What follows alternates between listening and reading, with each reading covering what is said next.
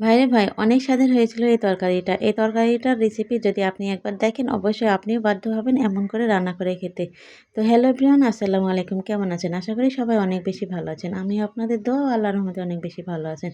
এই যে দেখুন একটা ওল, এটা হচ্ছে গ্রাম থেকে এসেছিল, এক আত্মীয় নিয়ে এসেছিল। আজ রান্না করি, কাল রান্না করি, এভাবে কয়েকদিন কেটে গেছে। আর এরই মাঝে ওলটা শুকিয়ে গেছে। তো যাই হোক, আর কথা না বাড়িয়ে ওলটাকে আমি কেটে নিলাম। হাতে পলিথিন বেঁধে ওলটা কাটলাম। হাত চুলকায় এই ভয়ে। তারপরে যখন ওলটা ধুতে গেলাম, তারপরে সেটাও চামচ দিয়ে নাড়ছিলাম, যদি হাত চুলকায়। আগে ওল রান্না করা দেখেও খেতে ইচ্ছে করতো না, ভয়ে যদি গলা চুলকায়। অথচ সেই মানুষটা এখন কত সুন্দর করে পলিথিন বেঁধে হাত দিয়ে ওল কেটে আবার রান্না করছে। এটাই বাস্তবতা, নারীদের জীবন এটাই পরিবর্তন।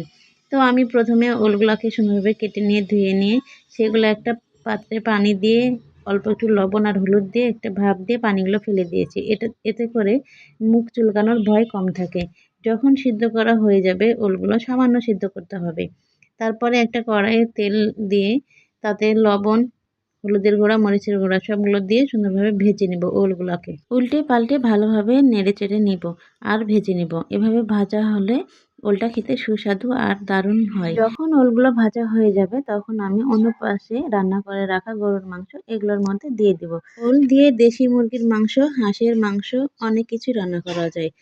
তবে দেশি মুরগির মাংসটা মনে হয় যে বেশি ভালো লাগে। আমার কাছে যেহেতু দেশি মুরগির মাংস ছিল না, তাই আজ আমি গরুর মাংস দিয়ে রান্না করলাম। গ্রামে যখন এই যে ওলের সিজন আসে, তখন অনেকে এইটা রান্না করে খায়। কেউ মাছ দিয়ে খায়, কেউ মুরগির মাংস দিয়ে খায়, কেউ গরুর মাংস দিয়ে খায়।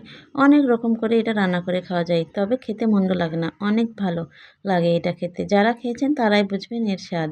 তো যারা এখনও খাননি এরকম করে, তারা অবশ্যই বাজার থেকে ওল নিয়ে এসে এই রেসিপি দেখে আপনারাও এভাবে ট্রাই করতে পারেন। অনেক টেস্টি একটা খাবার, খেতে দারুণ লাগে এই ওল দিয়ে মাংস রান্না খেতে।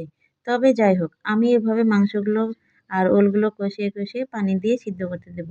ওলগুলো মাংসগুলো ভালোভাবে সিদ্ধ হওয়া পর্যন্ত অপেক্ষা করব।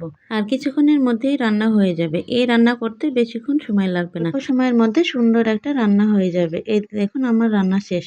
আর রান্না শেষের পরে আমি একটা মশলার স্পেশাল গুঁড়া ছিটিয়ে দিব, যেটা আমি বাড়িতে গরম মশলা এবং অন্যান্য মশলা অ্যাড করে তৈরি করে রেখেছিলাম। মশলা দেওয়ার পরে নামিয়ে নিব চুলা থেকে। নামানোর পরে এই যে দেখুন, গরম গরম ভাত নিয়ে একটা লেবু কেটে নিয়ে সুন্দরভাবে খেতে বসে গেছিলাম। অনেক সুস্বাদু আর মজা হয়েছে। দেখুন মাংসগুলো কত সুন্দর হয়ে সিদ্ধ হয়ে গেছে। আর ওলের কথা কি বলবো, ওলগুলো দেখুন সেই টেস্টি হয়েছে। মাংস খাবো না ওল খাবো, কোনটা খাবো ভেবে উঠতে পারছি না। অনেক সুস্বাদু আর টেস্টি হয়েছিল। অনেক স্বাদের একটা রান্না। তো যাই হোক, খেতে খেতে আজকে বিদায় নিচ্ছি। কথা হবে অন্য কোনো ভিডিওতে। আমার রান্নাগুলো কেমন হয় জানাবেন। সবাই ভালো থাকবেন। আজকের মতো বিদায় নিচ্ছি। আল্লাহ হাফেজ।